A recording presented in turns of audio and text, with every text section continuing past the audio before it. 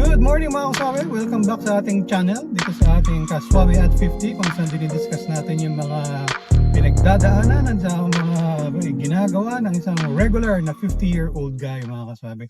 So ngayong araw na to, pag-uusapan natin yung mga natutunan ko dito sa libro, yung Atomic Habits ni James Clear mga kasabi. So 5 bagay na natutunan ko sa Atomic Habits. Una muna, ano muna yung habit mga kasabi? Habit, ito yung mga ginagawa natin na automatic, hindi na natin pinag-iisipan. For example, pagpasok mo ng CR, toilet, di ba? Magbubukas ka ng ilaw. Anong ginagamit mong kamay pambukas ng ilaw? Kanan o kaliwa? Malamang pag-iisipan mo pa, no? Kasi automatic hindi mo na naiisip. Basta siguro kanan nga ang ginagamit ko pambukas ng ilaw. O kaya kaliwa kasi nasa kaliwa yung switch ng ilaw. So parang ganun, mga bagay na ginagawa natin na automatic na, hindi na natin kailangang isipin. Other example, may mga tao na ang habit nila, pagising sa umaga, pagkahilamos nila at pagka-toothbrush, magkakape na kaagad. Minsan nga, hindi pa nagto-toothbrush, nagkakape na. So, yun ang habit nila. Early morning coffee kaagad. Yun. Meron namang iba, ang habit naman nila is pagkakain, magyuyosi na parang pananaw nila is yun, hindi, para matunaw yung kinain ko, kaya ito yung ginagawa ko. So, yun yung mga habits mga kaswab. Bakit importante na pansinin natin yung mga habits? Kasi, katulad nga ng mga example ko mga kaswab, may mga good habit, may mga bad habits din. So, kung good yung habit mo, di good. Pagpatuloy mo lang. Pero kung bad yung habit mo, maganda na mapansin mo para magawan mo ng paraan para may stop mo yung bad habit at mapalitan mo ng good habit, hopefully, parang gano'n. So yun nga, yung mga example natin, kung early morning coffee, kung okay sa iyo yun, I mean, okay naman siguro, para nga mainitan yung tiyan mo, pero alam ko kasi, kailangan sa edad natin, no, medyo dapat nagbabawas-bawas ka na rin sa kape.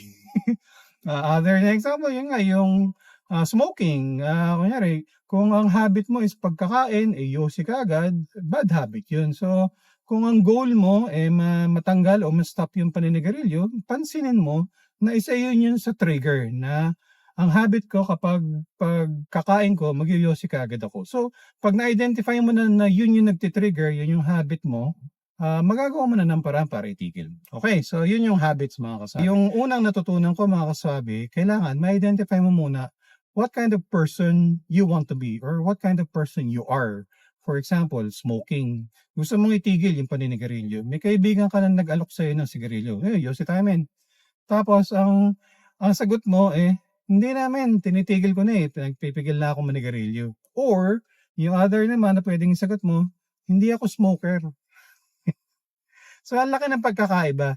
Kasi, hindi ako smoker, yun yung identified mo na sa sarili mo na, hindi ako naninigarilyo. Hindi question, hindi na kailangan pag-isipan, hindi talaga ako naninigarilyo. Di ba?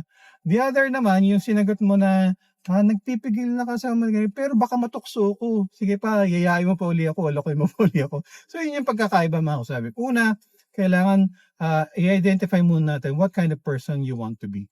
So, sa akin naman, mga kasabi, ako napanood nyo yung episode 2 nitong vlog natin kung saan hinimatay ako sa gym.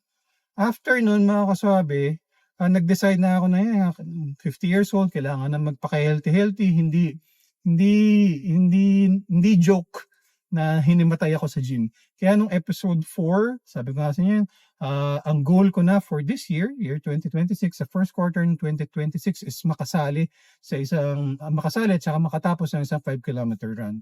So ngayon, mga kasabi, na-set ko na yung identity ko na parang isa akong runner, mga kasabi. Yun. Kaya dito sa kalendaryo, tumatalon ako, no? Pero papakita ko sa inyo, dyan nilalag ko kapag W kapag walking, tapos J kapag jogging, G kapag nag-gym. So ngayon, nag-invest na ako sa mga sapatos, mga kasabi. So, may 2 running shoes na ako na pinagpapalit-palit ko. Tapos yun nga, panood ko na ng mga videos sa YouTube tungkol sa running para matuto tungkol doon. Siyempre, mahirap rin naman kung ma-injure ako tapos maging setback pa, hindi ko pa maituloy, no? Kasi gusto ko nga, isa na akong runner, mga kasabi. So, yun ang identity ko, isa akong runner, gusto kong magpaka-healthy. Ito yung para ako para magpaka-healthy. So, yun. Yung pangalawa naman na natutunan ko dito sa libro ni James Clear, mga kasabi, Atomic Habits, make it easy, make it obvious. Kung may gusto kang gawin, kung gusto mong ma-develop yung isang habit, make it easy, dapat madali. Example 'no, kunyari si Mrs. Suave 'no, dati medyo issue sa kanya na kulang yung naiinom niya na tubig 'no, sa isang araw. Kasi parang ayaw niya ng ihi, abala, nagtatrabaho ako, so gano'n. So, ang ginawa ko mga ka-Suave, make it easy, maglalagay na ako ng bote ng tubig dun pa lang sa center table ng sala. Maglalagay ako ng tubig dun sa dining table. Maglalagay rin ako ng tubig, isang yung 1.2 liter na bote ng tubig. Maglalagay rin ako sa kwarto para wala na siyang excuse. Anytime na gusto niyang uminom o kailangan niyang uminom, eto inamin mo, uminom ka. Hindi yung parang tipong, kasi nakakatamad, tatayo pa ako, pupunta pa ako sa ref, kukuha pa ako ng baso, parang abala. So mamaya ko na lang gagawin. So yun mga kasabi. Ang isa pang maganda, niregaluhan siya ng pamangkin niya, 2 liters, laki.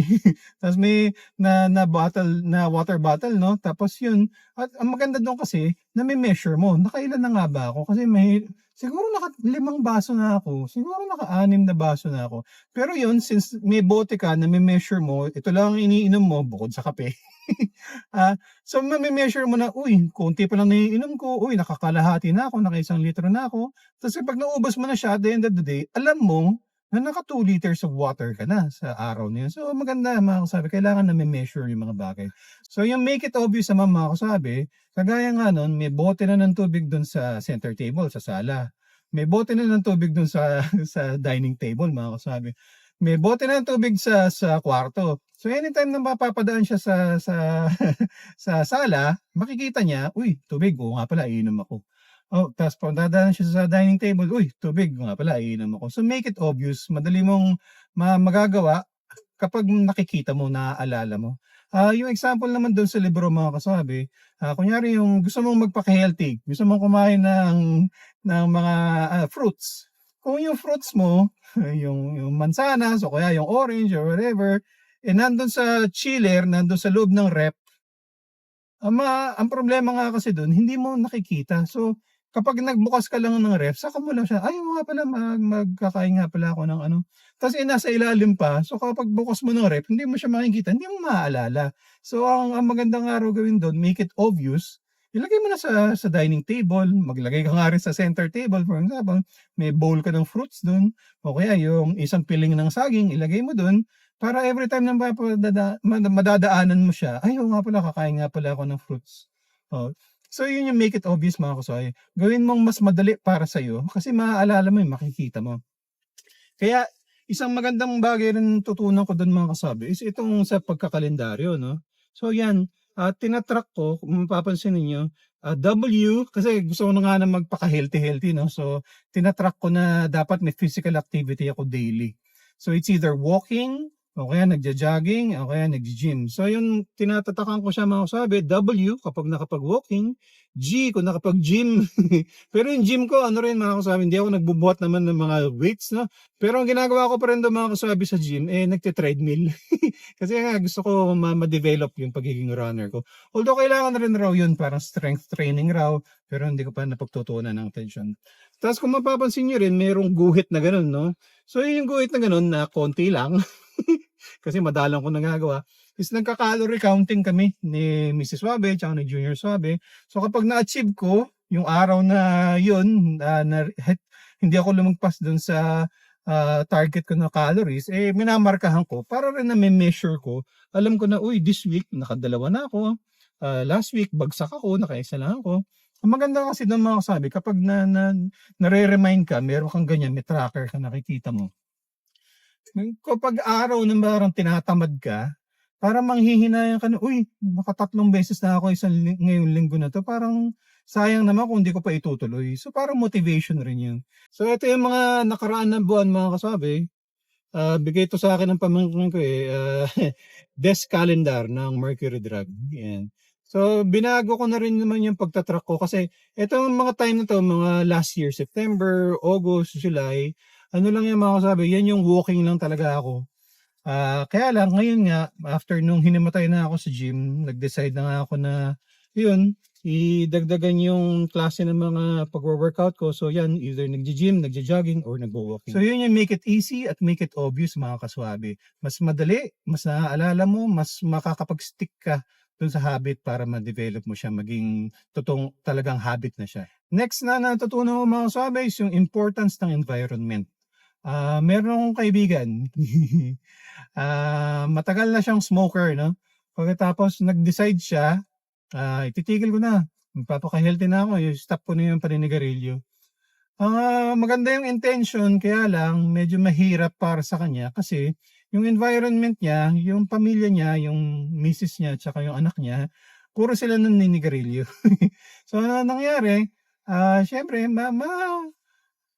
una, no, mahirap na talaga. Kasi take it from me, 20 years akong smoker, no? Ilang beses akong nag-try na stop ang paninigarilyo. Ang hirap talaga. Pero yun nga, mas mahirap para sa kanya kasi yung environment niya, nagpipigil siya ng manigarilyo, kaya alam, malalanghap niya yung second hand smoke mula dun sa misis niya na naninigarilyo, nandun sila sa sasakyan, naninigarilyo ng anak niya.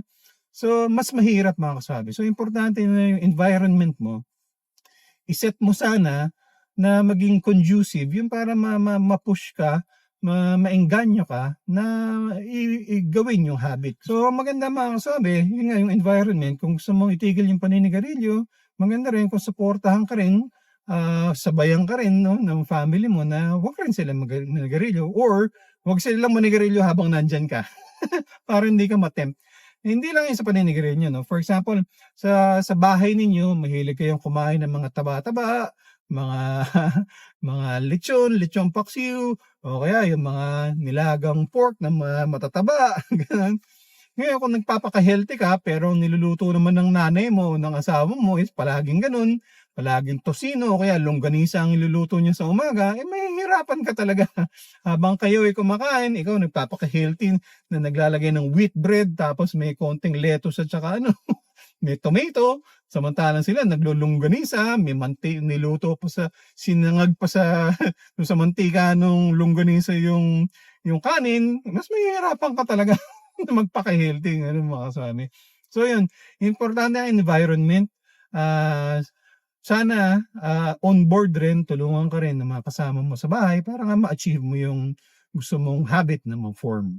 Okay mga kasama, yung pang-apat naman na natutunan ko dito sa libro ni James Clear, Atomic Habits. Repetition is important. Parang yun, yung kasabihan, di ba? Practice makes perfect. So, para ma-develop yung habit, yung ma-ingrain na ba sa sarili mo na hindi mo na kailangang isipin, talagang automatic na ginagawa mo na, kailangan ulit-ulitin. Kailangan ma-practice mo. Kaya importante nga yun na itinatrack mo. Ako kasi old school ako, dito ako sa kalendaryo. Pwede rin naman sa cellphone o kaya kung may app ka na nagtatrack ng mga ginagawa mo, maganda rin naman. Basta importante na tatrack mga kaswabe. Na para makita mo na, for example, kung ang goal mo is every day, dapat nakainom na ako ng pagising sa umaga, nakainom ako ng 1 basong tubig. So i-track mo para alam mo na, ay, hindi ko nagawa kahapon kasi medyo nagmamadali ako. At least nakaskip ka man ng 1 araw, alam mo na parang, uy, nagkamali ako, sumablay ako. Kailangan bukas gawin ko na para talaga maging habit na. So importante yung yung repetition mga kasabi. Meron siyang sample doon sa libro mga kasabi. Yung isang professor daw sa photography, yung isang hinati raw niya sa 2 yung klase niya. So yung isang batch, quantity, yung isa is quality. So ang assignment niya is itong batch ng quantity, kailangan maka 100 pictures kayo. Kumuha kayo ng 100 pictures, doon natin i-evaluate. At the end of the term, doon kayo, yun ang basis ng grade ninyo, yung 100 pictures na nakuha nyo. Versus doon sa isa, yung quality, ang evaluation ninyo at the end of the term is yung isang picture na isasabit nyo na kinuha ninyo. So, ang pinagkaiba nila mga kasabay, dahil nga forced itong quantity group, kuha sila ng picture, dahil nga quantity ang kailangan nila, nai-improve kasi may action ginagawa nila. Versus dun sa isa na quality, isang picture lang naman kailangan nila. So, ang ginagawa nila, babasa sila ng libro, paano nga kaya magandang picture, tapos titingnan, siguro nga maganda kung ganun ang gagawin natin. Maganda siguro kalalabasan ito. Yun yung difference mga kasabi. Yung isa is merong action, kuha sila ng kuha ng picture, tapos nare-refine na nade-develop sila versus doon sa isang beses na lang gagawin kasi isang beses lang naman isang picture lang naman isasubmit ko eh. So ang importante ng mga kaswapi repetition. Kailangan ulit-ulitin mo hanggang sa ma-develop ka, hanggang sa maging habit mo na nga siya. Tapos yung panglima na natutunan ko dito sa libro mga kasabi, yung done is better than perfect. Kasi ano yan mga kasabi, kung kasi basa ka lang ng basa, prepare ka lang ng prepare, nandun yung intention mo na, for example, running, no? Gusto kong maging runner. Kaya lang, wala pa akong sapatos. O kaya lang, malayo yung pagtatakbuhan ko eh. Medyo hassle kasi magta-tricycle pa ako palabas. Pangit naman mag-jogging dito sa loob sa amin. Maraming mga nakatambay, maraming mga aso na pakalat-kalat. So, yun mga kasama, kailangan may action, kailangan gumawa ka. Kasi kaya maganda yung tagline ng Nike. Just do it. Gawin mo na lang. Kasi kapag prepare ka ng prepare, isip ka ng isip, paano kaya to? Ito yung kasi hindi perfect eh. Hindi perfect yung scenario eh. At the end of the day, kaka-prepare mo, kakaisip mo, kakaplano mo, at the end of the day, wala kang nagawa. I mean, nakapag-prepare ka, no? Pero at the end of the day, hindi mo nagawa yung gusto mo sanang gawin. Versus, dun sa done is better than perfect, ginawa mo na, gawin mo na lang. Tapos, ang hirap nung kanina kasi nga, ang layo eh. Siguro makakapaghanap ako ng ibang lugar na mas madali na mag-jogging. So, dun sa second time na gagawin mo, mas may improve mo pa. Kasi nagawa mo na yung the first time, medyo sablay. Second time, i-improve mo. Hanggang third time, mas maganda na. Hanggang sa maging easy na siya. Hanggang sa ma-develop mo na siya. I-repeat mo na siya ng i-repeat. Hanggang sa maging habit mo na siya, mga kasabi. So yun, done is better than perfect. Maganda na magplano. Maganda na pag-isipan mo muna para nga optimal yung magiging action mo, no? Pero minsan kahit na hindi prepared, gawin mo na lang. Done is better than perfect. Okay mga kasama, marami na naman akong sinabi. Sana makatulong sa inyo kung ano yung mga natutunan ko dito sa libro ni James Clear, yung Atomic Habits. Sana ma-implement nyo rin para makapag-build rin kayo ng good habits. Tapos may stop nyo rin yung mga bad habits para nga ma-improve natin pare-pareho ang buhay natin. So, pagkatapos nito magwo-walking na ako para may track naman ako dito sa aking kalendaryo. So hanggang dito lang muna mga kasama. Ito ang inyong kaswabe, nagpapaalala. Keep moving forward.